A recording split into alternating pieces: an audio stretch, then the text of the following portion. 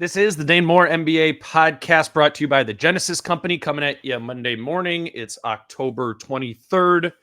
Monday means we have Wolves beat writer Chris Hine here. October 23rd means we are 2 days away from the Timberwolves season beginning. Chris, with just over 48 hours left in preseason, training camp, whatever we want to call it, I don't feel like I have a lot of questions left about this team. I think the looming question, again, as it is October 23rd today, and it is the extension for the deadline for the Jaden McDaniels extension. They're all Jaden questions, right? Is the extension going to happen, which we've talked about a ton? And two,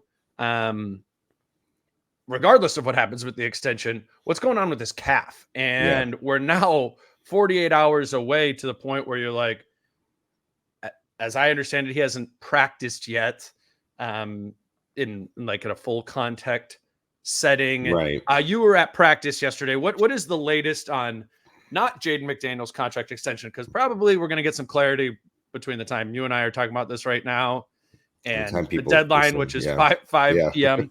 So I want to focus a little bit more on the injury element of that, because I think that is a factor. I mean, I was always in the camp of like the calf starts feeling a little bit better once the extension is signed, but we're not there yet. Right. What did you see at practice? So he had like a sleeve on. He was there. I kind of saw him talking to Finch afterwards. I posted a picture of it on X. And Finch mentioned that he was mostly doing 1-on-0 work. And in my mind, I'm flashing back to like all the updates we got, the little crumbs that we would get when Carl was going through his thing last year, right? Mm-hmm. And in my mind, I'm like, 1-on-0 does not sound like somebody who's going to play in 48 hours. Like it just doesn't. Like it was like a progression. It was like 1-on-0, then like 1-on-1 or 3-on-3, and then then you're back in practice going full go. So my mind went there, and that was the first time where it kind of hit me, where it's like, I'm not certain Jaden McDaniels is going to play Wednesday night. So that's kind of where I'm at right now. And I think that means, Nickeil Alexander-Walker might be your fifth starter on Wednesday night.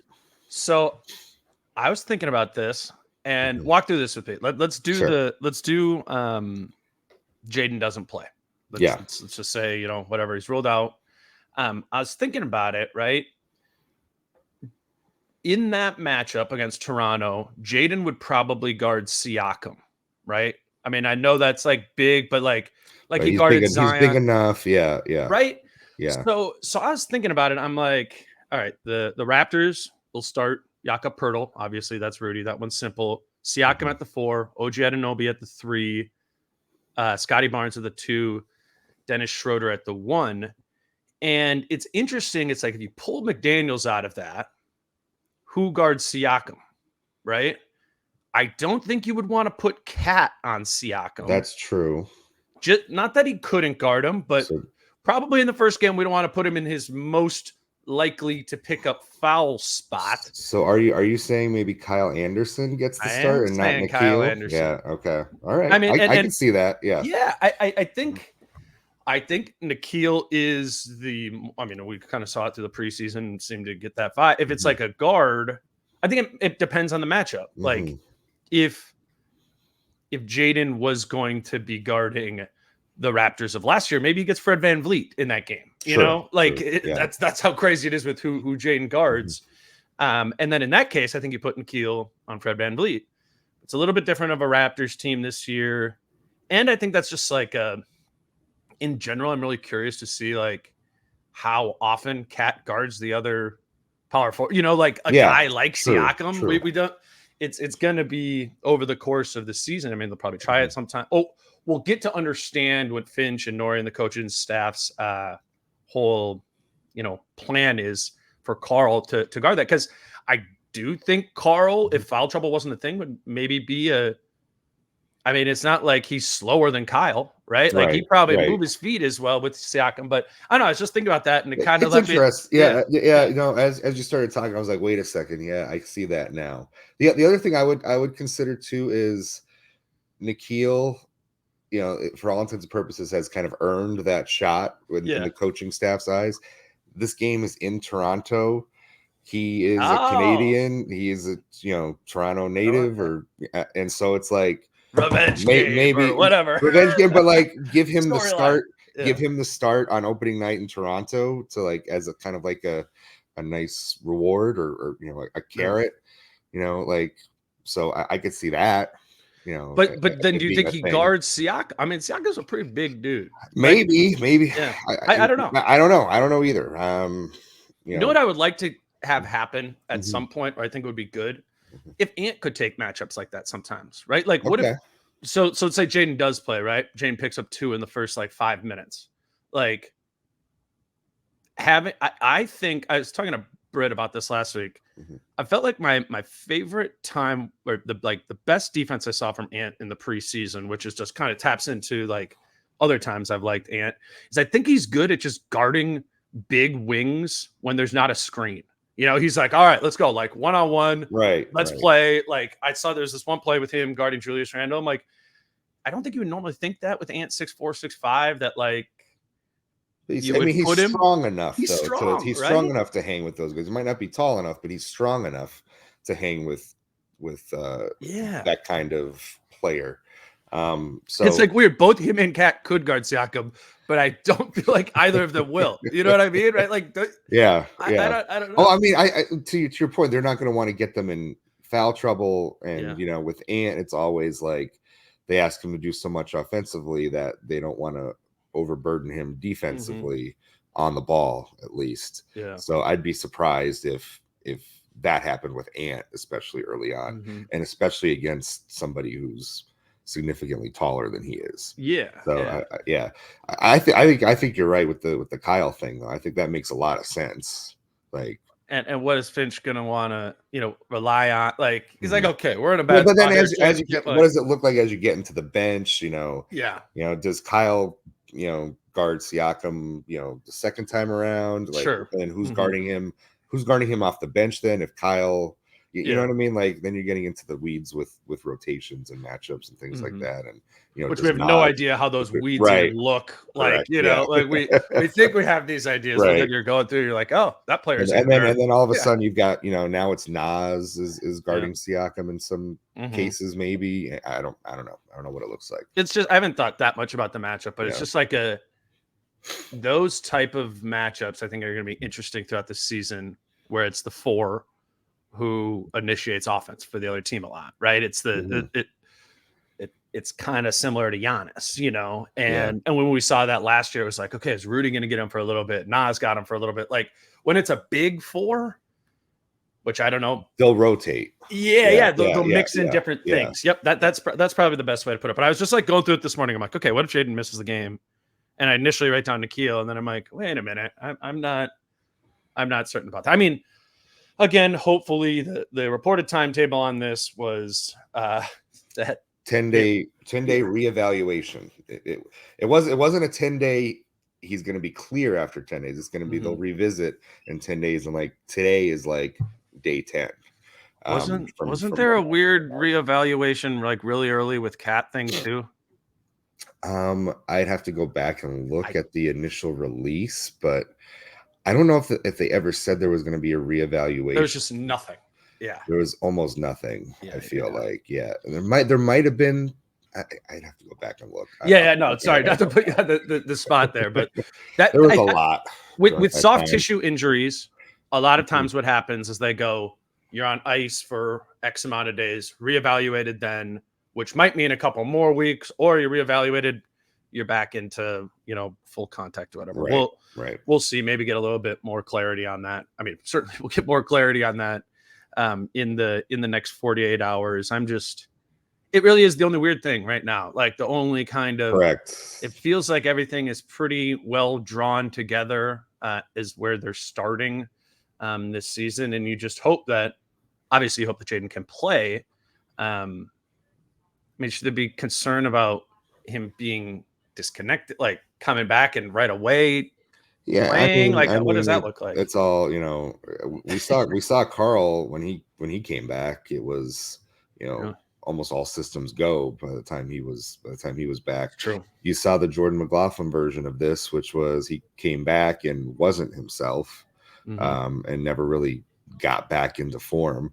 And Jordan even came back, he came back for a couple games, then had to shut it down again afterwards, if people remember that. And then he was out for another several weeks after he tried to come back once. So, I think it's just something they got to be careful with, and having him miss a couple games at the beginning of the season isn't the worst thing in the world when everybody else is healthy. And you just want to make sure that, especially for somebody that exerts so much energy and his strength lies in his agility and athleticism and needing that to guard people on a nightly basis, you want to make sure he's 100% when he's back. Yeah, I think obviously that's the main thing is making sure that he's healthy and back. I do just want to say, like, with the extension, if there is an extension again signed in these next 6 hours between when we're recording and when the deadline is, obviously I'll talk about that. We'll get on that tomorrow.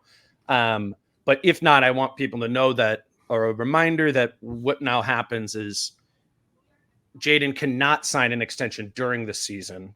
It would be next summer. He would enter restricted free agency where the Wolves could find a deal with him then, or he could go out, get an offer sheet from another team, and the Wolves would have what's called the right of first refusal. They can match. All that means is they can match any contract that he's offered next summer. So by not getting an extension done now, if that is the case, it doesn't ruin any of the Wolves' autonomy to be able to retain Jaden for next season. It's just kind of one of those where, all right, we don't agree on what your market value is. Go out into restricted free agency, get a market value, and then we will have the option to match that.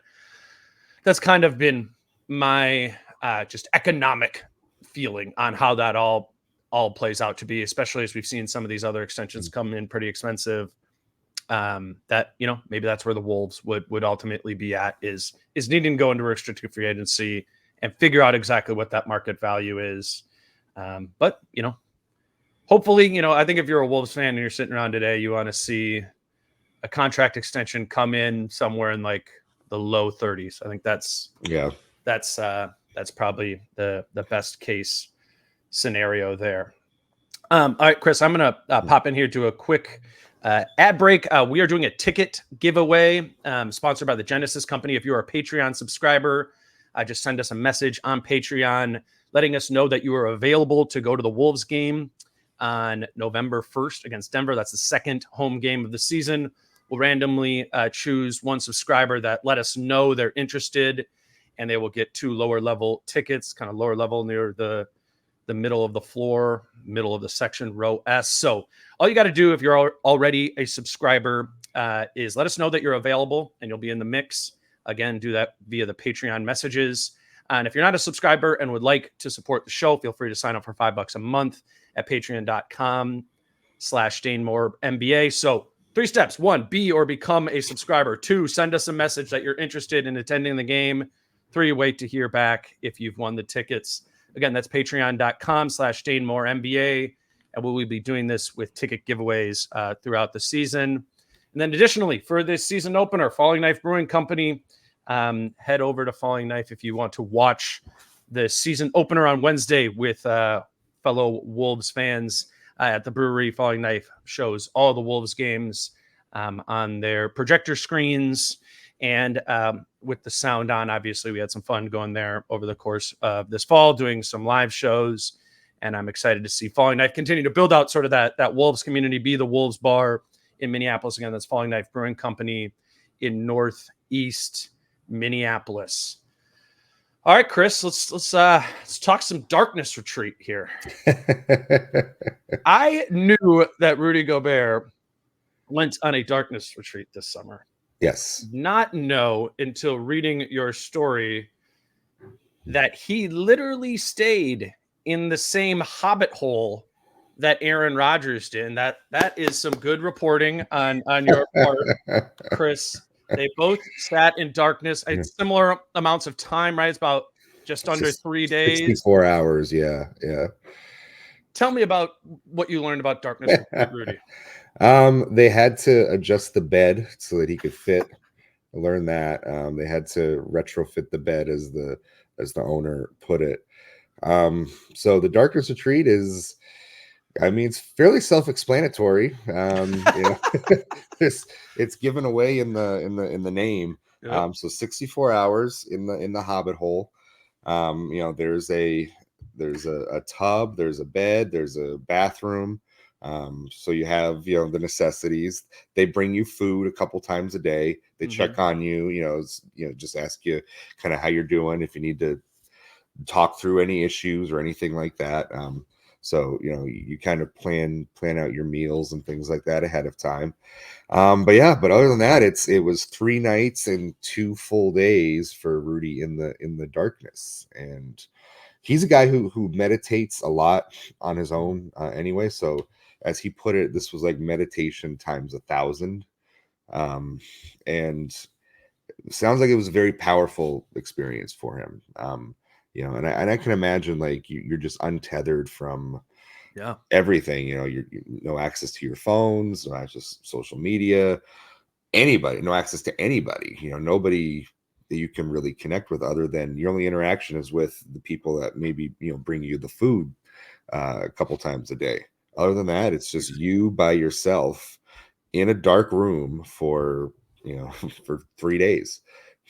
He did some, he would do some workouts. They have some stuff there for you to do workouts, like yoga mats and things like that. So if he was able to do some stretching, do some working out for like maybe 45 minutes a day, but that's only 45 minutes out of the day.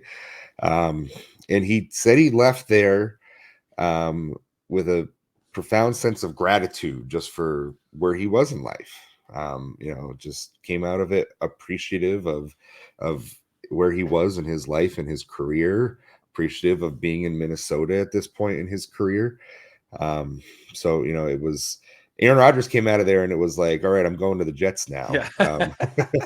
But Rudy came out of it, like you said, very appreciative of kind of everything it took to get him to where he was at that point in time. And the owner kind of said that's a very common feeling for people to have, is, when you're kind of untethered from everything in your life, whether it's material possessions or people that you are in contact with regularly, when you don't have those, you miss them, and you tend to grow an appreciation for all that you have. So it was a common kind of feeling that he came out of there with.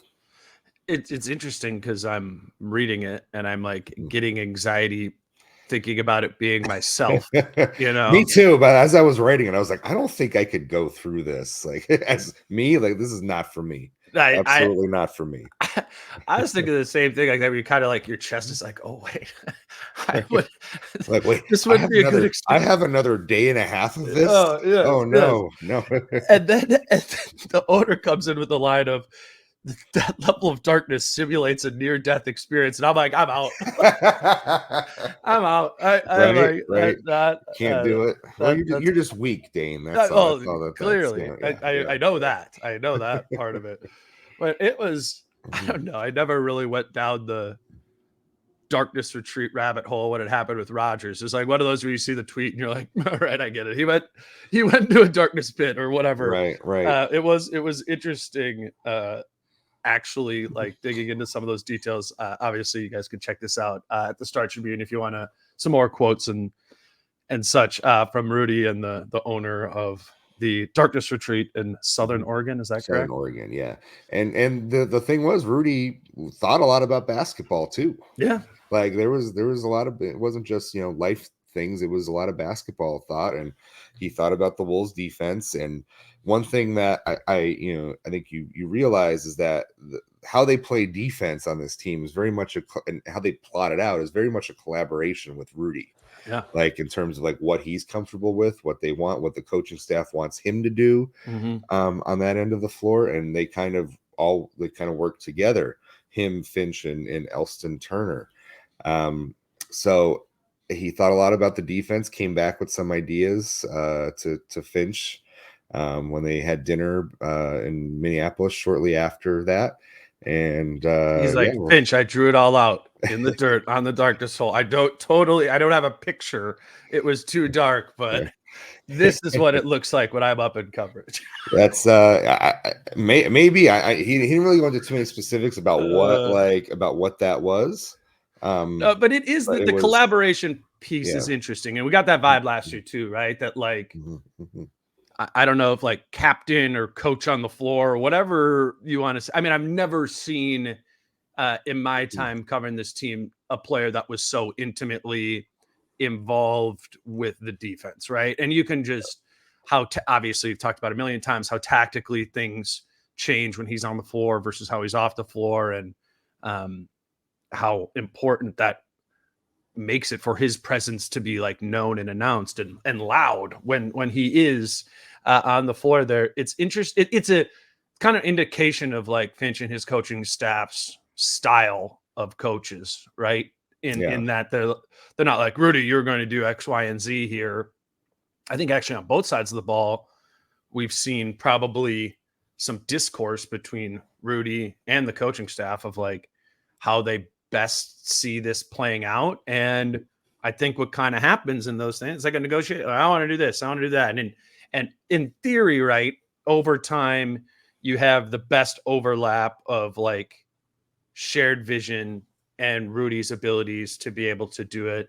I found myself, Chris, like honestly talking to you guys, just that I feel I get the sense that I'm like the most optimistic of like of Rudy having a seriously positive impact on this team this year. Not that everyone else just seems to have more like questions, right? Yeah. Is he declining physically? What is the fit? And obviously, I see the fit issues. We talk about that all the time, but there's like I think I looked at it through this lens of like, yeah, there's like these things that need to be figured out playing with Rudy both sides of the ball.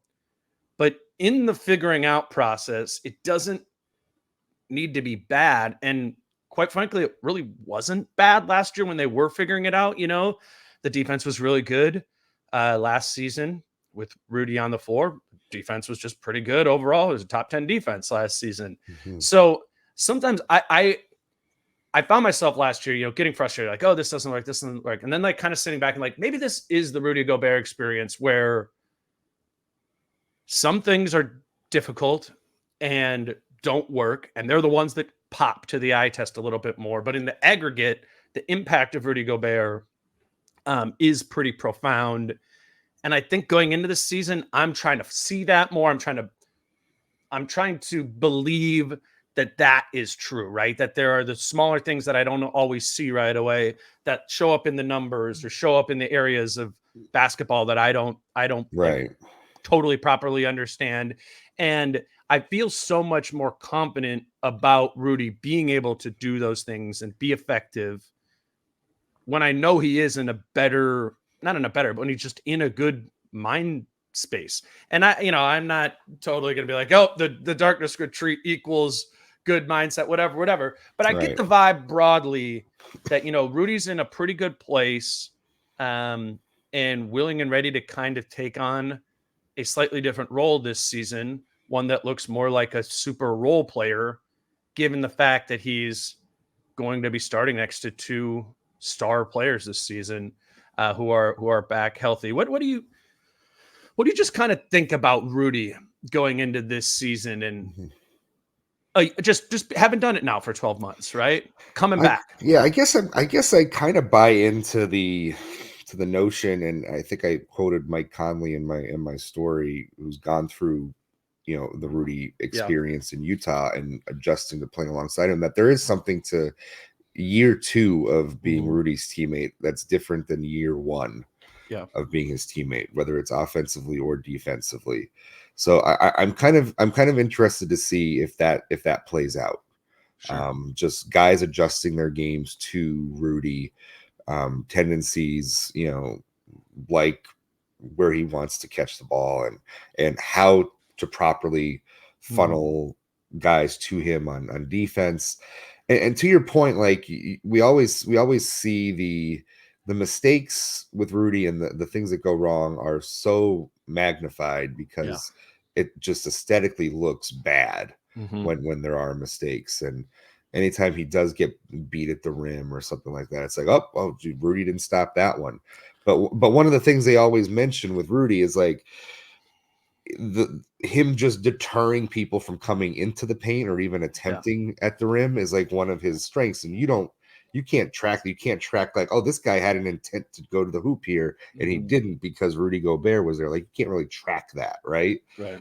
And it just kind of shows up over in the overall defensive numbers. So I guess I'm going to try to be a little more cognizant of like maybe looking out for some of that subtle stuff this year. Sure. I tend to think that listen, their defense in figuring everything out last year and the injuries and whatever, they were still a top 10 defense. If they can just shore up the rebounding issue a little bit, like I feel pretty good about like where this defense is going to be this year. I don't think even if Rudy is quote unquote in decline, I still don't think that's like a disaster by any means for this defense. I still think this defense can be a very good defense. Right. I think that's the distinction, right? Is like in decline versus declined, right? Right. And like, let's see what it looks like with a healthy roster and a plan that's kind of has some continuity to it or whatever.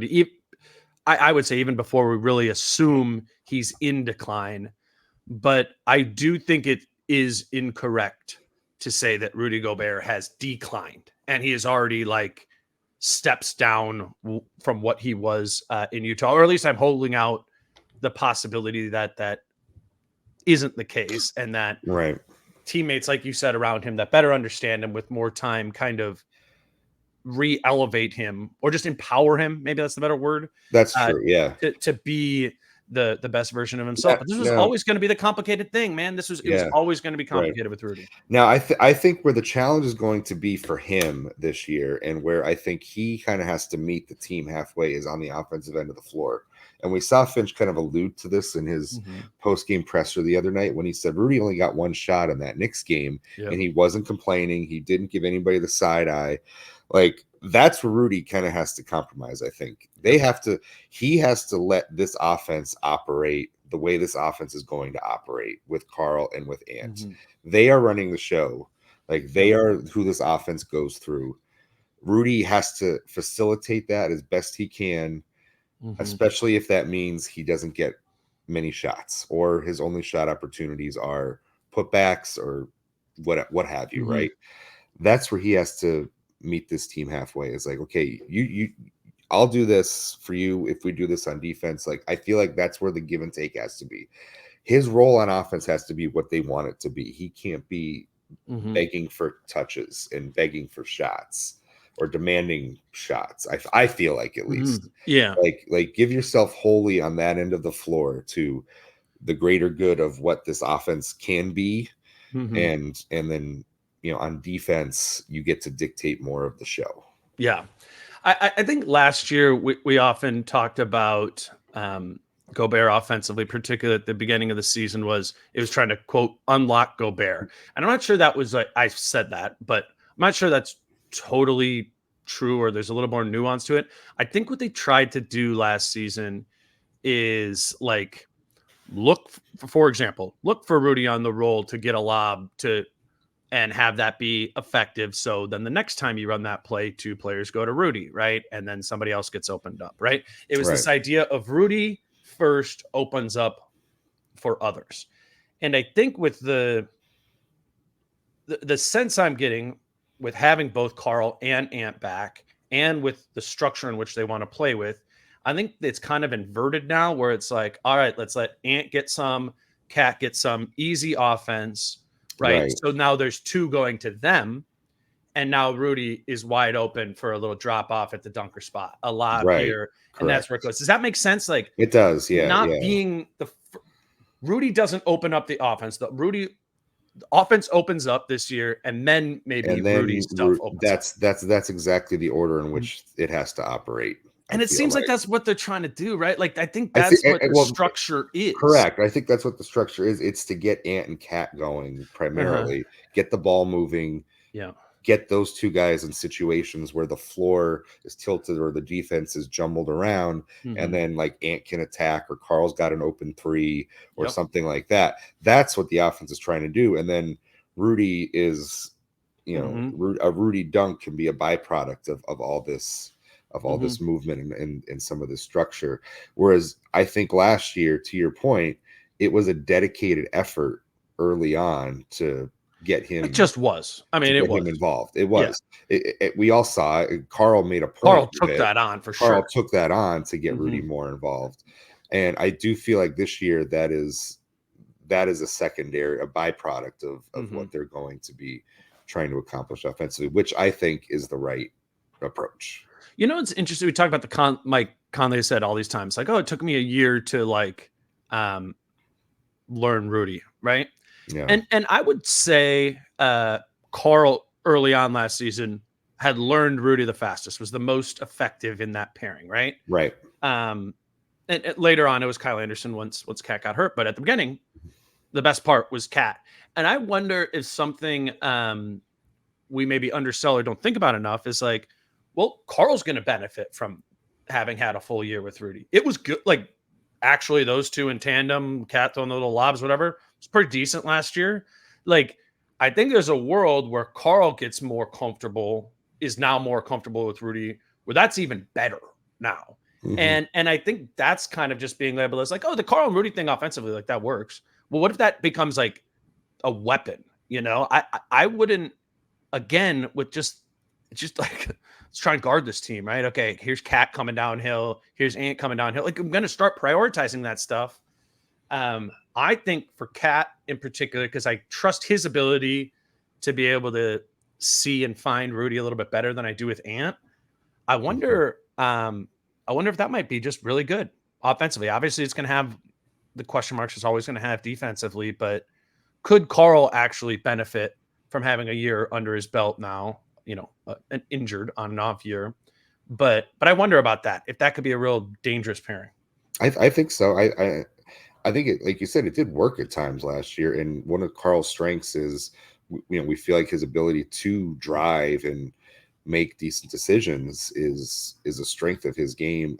I feel like he's got the passing ability to be able to get it to Rudy in the right spots. I think it's good, but it's also like, how do you get into those situations? Like that's the challenge of the offense is how do you make that all kind of work naturally and not force feed it the way you were last year, which was a lot of force feeding. Totally. And so I think it all just has to happen together within the rhythm of the offense. And I think that's my biggest thing this year is whatever the offense is telling you to go or do, trust it. Trust it. Don't try to get Rudy involved because he had 2 shots last game and, you know, but to Finch's point, like maybe Rudy isn't going to be asking for that with his eyes or his emotions or whatever. As Finch said, I thought that was really interesting after the Knicks game, where he's like, not a peep from Rudy.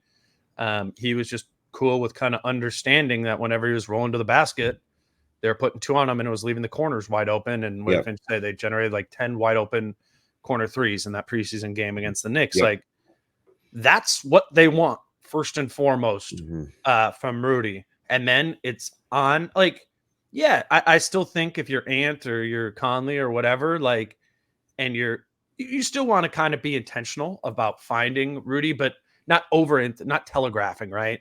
That's the thing. We got way too close to telegraphing, I think, last season with Rudy, that that's where you just get yourself in trouble. Because if Rudy's not in an ideal spot to catch and dunk or immediately shoot, that's where it gets troubling. And they're the eyesore plays, right? It's like, oh shoot, I dropped it here and I'm doubled. I can't find, like, there was that one play against where he elbowed like Torrey Craig in the face, right? Like, right. And it's like, okay, it's just one possession, but there's like, when you put Rudy in the wrong spot and he doesn't do anything with it in that spot, those ones like crush, you know? It's just like, oh man, you know what I mean? Like, can you find that balance a little bit better? And this is all a way of saying like we need to just see this team play. I will say, yeah, I will say too that like I go in my head and like when I'm watching Rudy on offense on the floor, I'm going through in my head and being like, how many of these guys know how to play with Rudy or have a chemistry developed with Rudy? And in my mind, those players are Carl, it's Mike Conley, it's Kyle Anderson, it's Nikhil. Yeah, Nikhil, sneaky one. Jaden sneakily Yep. was really developing a chemistry late last season with Rudy to the point where I was a couple times a game, you'd be like, oh, Jaden with a nice pass to Rudy there. Yep. Like that happened towards the end of last season. The only one that we need to see, and everybody got all fired up because of one pass on Thursday night. The only one that we need to see in that realm and with that comfort level is Ant. Yep. That's the big question mark is what is that connection going to be? Like whether it be, okay, you got to bounce the bounce passes a little higher for Rudy, or, you know, you got to throw it here and not there. And you know, all that stuff, like, you know, those little nuances that take time to learn. You didn't think the lob heard around the world was a signal that everything is made good in Wolves world? I mean, look, it's like one more lob than they had all of last year, right? So it's progress. You know, in all seriousness, when I watched that, so it's funny, like, you know, Ant puts another like 6 inches of air underneath that's like an airmailed pass, right? Right. The good one. But what I thought about that was, all right, that's an action that they've practiced. Ant has been practicing that, you know. If there's two guys who came up on him, it's like, okay, I know that read. If there's two guys who come up on me, Rudy's rolling hard and there's not a big rotated under the basket, I'm just throwing it up there. Like, it's signaled to me that Ant has done enough reps with this, with Rudy directly, or just in his summer work of like working on lobs. I found that encouraging. And frankly, I do think I would have said that even if he would have airmailed him there, that it looked like a scripted action that he'd been practicing. And that the signal of practice means growth more to me than one direct pass working really well, as that play did. I mean, that play was both. I think we're just going to see more intention. You just there has to be more Ant and Rudy looks together.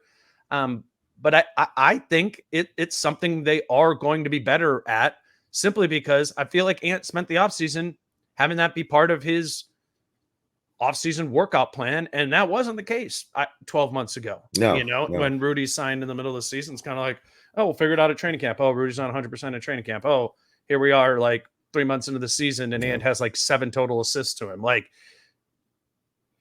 it matters to me that it looks like that is growing. Doesn't matter a ton to me that lob worked perfectly. Does that make sense? Yeah, no, it doesn't. I think it speaks to Ant as a teammate too. Like, you know, the willingness to want to try to make this work. And, you know, he joked at the end of last season he was going to be flying to France to work out with Rudy and all that stuff. So I think it says something about Ant that he wants to try to make that work too. That's an important thing, and especially in the context of, you know, kind of how things went with Donovan Mitchell and Rudy, you know, kind of towards the end there in Utah. So how that plays out early in the season, you know, we'll see. And is it something where like they commit to it? Is it something that maybe it doesn't work at first, and then Ant's just like, well, forget this. Like, you know, this doesn't work. Why am I trying to make this work? I'm just going to go do my thing. Or, you know, do they stick with it? Do they commit to it? You know, commit to these actions or these things, and that's what I mean about it. It can't be too intentional. It can't be too forced. Right? Like, I think that's a very important thing. I think for this offense is you can't force these things to happen. Everything has to happen organically and naturally within this offense, I feel like. So yeah, maybe it's an action you call, but if that pass isn't there, and don't throw it, or if you feel comfortable throwing that pass, don't throw that pass then. Don't Well, and throw it's it just also because like you ran this action. that's the hardest version of throwing Rudy a lob too, right? It's Right. like Yeah. you do that for 23 feet away. Like, Yeah. let's Yeah. also just get the normal downhill. Like the guy comes, I just throw you a Yeah. little 2 foot lob, you know, like, Right. Right.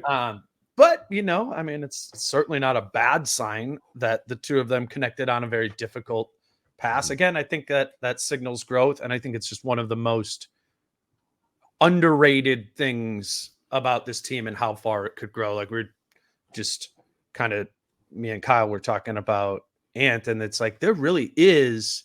It sounds like negative to be like, there's all this low hanging fruit for Ant, right? Like he could shoot more efficiently from the mid range. You could get to the free throw line a little bit more. All this, you could throw lobs to Rudy.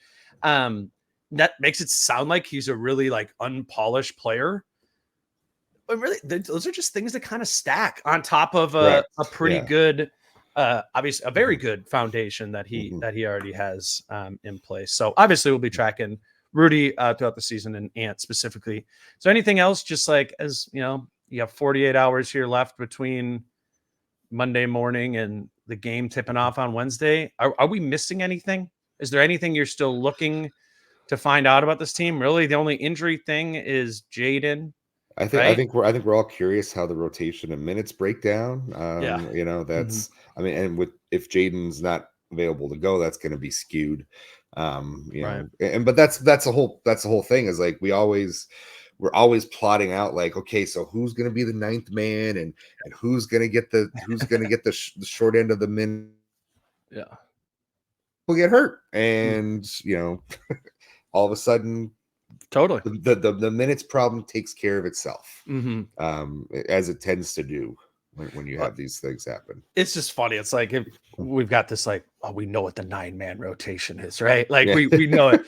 And then we're We like, got the okay, 9 guys. Troy These Brown 9 is guys. out, Jordan McLaughlin's out, right? Yeah. Whatever. But Yeah. that Jaden doesn't play in the first game. Like, I bet you Troy Brown plays. Yeah. You know? Yeah. And then does it seem like Troy Brown's ahead of Jordan McLaughlin? Well, it doesn't necessarily mean that. Yeah, it's all Right. relative too. Yeah. It's all relative to if Shake Milton is the guy that's out, Jordan McLaughlin is in the rotation, then you know exactly. It's like, yeah. Exactly. So it's again, hopefully Jaden's back. Hopefully there's an extension. Everything's wonderful come 6:30 or whatever it is on Wednesday night when they play Toronto. But all things considered, if this is the one looming question mark that this team has, I would just remind people that normally there's more than one question mark at this time of year with the team, whether it be an injury or something. This is as normal of a preseason as I think you or I have ever covered with this team. So I'm ready to just roll some of this normalcy into the season. Yeah. I'm every year I get to this point where I'm like, let's just play some basketball and get through the preseason, and I that day comes earlier and earlier from the media day to the start of the regular season. I think I was there after about day 2. I'm like, all right, let's go. let's just go because we know the team too. It's right. As a continuity, there's less question marks. Right. I'm just ready for it to just get started, and let's just start playing the games. Let's do it. I'm ready. I'm right there with you. You'll be in Toronto for the opener. Obviously, you guys again want to make a note to the listeners out there that you know your subscriptions to the Star Tribune help to fund the travel budgets of not just me but all of our writers at the Star Tribune, and you know I am the only one on the beat that travels to 30 plus road games a year. I don't make them all. Because we do have you know, we don't have a full budget to send me to all the games, but we do send me to most of them, and that is a direct product of the subscriptions that we generate funding our travel budgets. So you know, that's if you're wondering if you should click that box to go subscribe to the Star Tribune, I would keep that in mind. If you want us to be able to talk about things from the road, you know, Dane is going to be traveling because you help fund, you know, this podcast. Yeah, sure. Similarly, I get to travel because you subscribe to the Star Tribune. So, and hopefully you enjoy the coverage there. We're gonna. It's just crucial. It's just like crucial. It's like I don't know when the Wolves' first Sunday night game is, right? But if it's in Boston, and I'm not going to that game, and nobody else is going to that game, we don't have anything to talk about on Monday. Right, exactly. We got the Bally Sports broadcast. Transparently, I did not understand what the value of that was, back in the day when I was a kid growing up here reading Jerry or whoever, is that without the reporter being there, we don't get information, and Chris is the reporter at everything. So that's a great reminder, obviously, just to support the Star Tribune's work, but it's also going to be a better podcast if Chris is phoning in on 5 hours of sleep from a Boston hotel near an airport or something. Correct. We want that to happen as well. So do that. Read the Darkness Retreat article on Rudy Gobert. I thought that was fun, a cool angle to kind of remind us that Rudy Gobert is on this team, is an interesting character and a critical character in where this is going. So you can read that over on the Star Tribune. Obviously, you can get there quickly by just going to Chris's Twitter at Christopher Hine, and you can and should be following him there throughout the season. He's Chris. I'm Dane. I'll be back. I think me and Jace, we'll get on here before the game on Wednesday. We're going to figure out if that's going to be Tuesday night or Wednesday morning. So there's a little bit of time maybe to more earnestly preview that game, but that'll be coming up, and then we'll have games to talk about. Kyle and I will be going live after the game on Wednesday against Toronto, and then me and Britt will talk about it on Thursday. So we are ready for the games. Chris is ready for the games. It's time to talk about some actual basketball. Let's do it. Again, he's Chris. I'm Dane. Until tomorrow with Jace. Peace out. How I'm feeling, man, I hope it never stop, yeah.